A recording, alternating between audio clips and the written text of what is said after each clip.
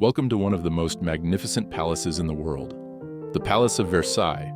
Once the residence of French kings and queens, it now stands as a symbol of royal grandeur and historical significance. Join me today as we explore the wonders of this UNESCO World Heritage Site. Just a short trip from Paris. Versailles, or as we call it in French, Château de Versailles, was the home of Louis XIV, Louis V, and Louis XVI. Located in the city of Versailles, just 16 kilometers from Paris, it became the symbol of royal power in France.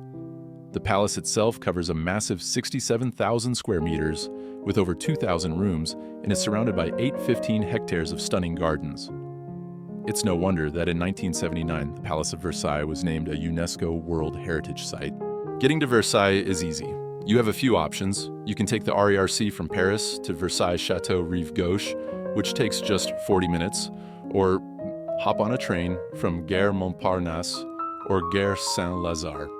Either way, you'll be stepping into history in no time.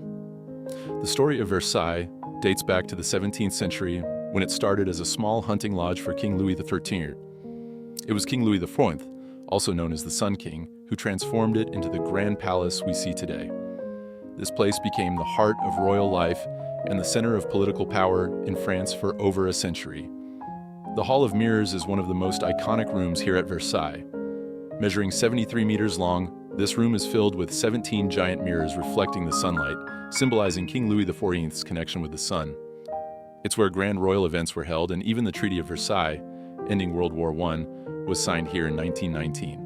Walking through the royal apartments, you can feel the opulence. Each room is decorated with incredible art, gold details, and luxury beyond imagination.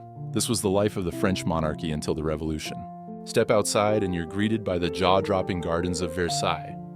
Designed by André Lenotre, these gardens are a masterpiece of French landscape architecture, featuring over 300 hectares of manicured lawns, fountains, and sculptures. It's the perfect place for a royal stroll. You can even rent a boat to row on the Grand Canal, just as the kings once did.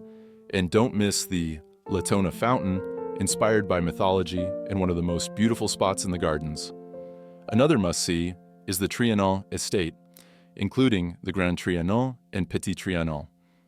This area was more private and informal, and it was a favorite retreat for Marie Antoinette.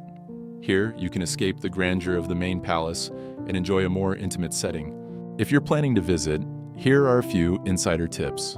Arrive early or late in the day to avoid long lines and crowds, as over 8,000 visitors come here daily. Weekdays are your best bet for a peaceful experience.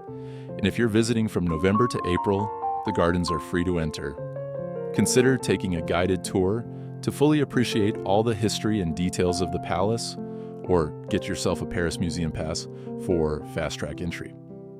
And for a unique experience, you can even book a ticket that includes lunch at one of the on-site restaurants. So that's a day at the Palace of Versailles. Walking through its halls, exploring the gardens, and immersing in the history of the French monarchy is truly a once-in-a-lifetime experience.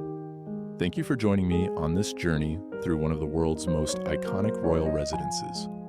If you enjoyed the video, don't forget to like, share, and subscribe for more adventures.